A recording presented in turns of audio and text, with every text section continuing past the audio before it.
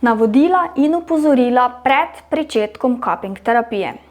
Prvi poudarek želim narediti na videu kontraindikacij, torej na stanjih, kjer je terapija omejena ali prepovedana. Potem drug poudarek je na alergijah na masažna sredstva ter cupping neposredno čez hrbtenico.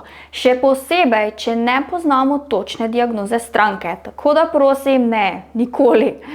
Drug poudarek je na zdravi presoji uporabe ventus na stranki. Vedno opravi predhodno anamnezo s palpacijo tkiva, stranki razloži, kaj jo čaka in kaj predlagaš za terapijo.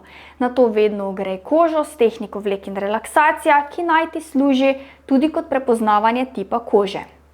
Takoj boste ugotovili, ko ima stranka občutljivo kožo in temu primerno prilagodite vakuum in trajanje terapije. Terapijo tudi vedno prilagodite glede na konstitucijo, spol in starost stranke. Ni za vsakega primerna enaka terapija. Tretji poudarek je na komunikaciji s stranko. Vedno jo poslušajte, kaj ima za povedati. Bodisi je to okrog bolečine, ki jo čuti, ali pa ima čustveni izliv, ki je pri tej terapiji namreč tudi zelo pogost. Zato vakuum dodajajte sproti, komunicirajte o občutkih, ki jih čuti ob nameščanju ventus. Četrti poudarek je na higieni ventus. Ventuze moramo ustrezno očistiti, saj ne želimo, da mikroorganizmi prehajajo iz stranke na stranko in pride do infekcije. Peti poudarek gre na tvoje držo. Telo imate le eno, zato dobro skrbite zanj. Tekom cupping terapije imate lahko mizo višje, recimo med medenico in popkov, tako da se vam ni potrebno sklanjati.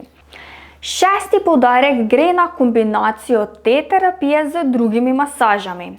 Jaz imam navado, da tkivo sprva pomasiram, naredim masažo z ventuzami, nato statičen cupping in na koncu zaključim z limfno drenažo.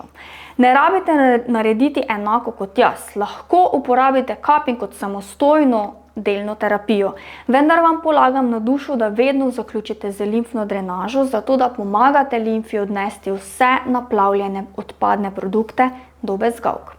Kot zadnji, sedmi poudarek želim omeniti, da vse prikazane tehnike služijo kot pomoč za zmanjšanje bolečin. Maserji nismo zdravniki in ne smemo določati sami diagnoze.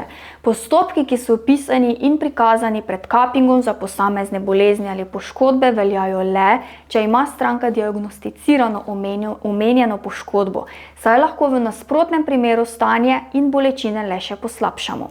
Primum non nocere, zato delaj pametno, ne na silo in ne brez diagnoze.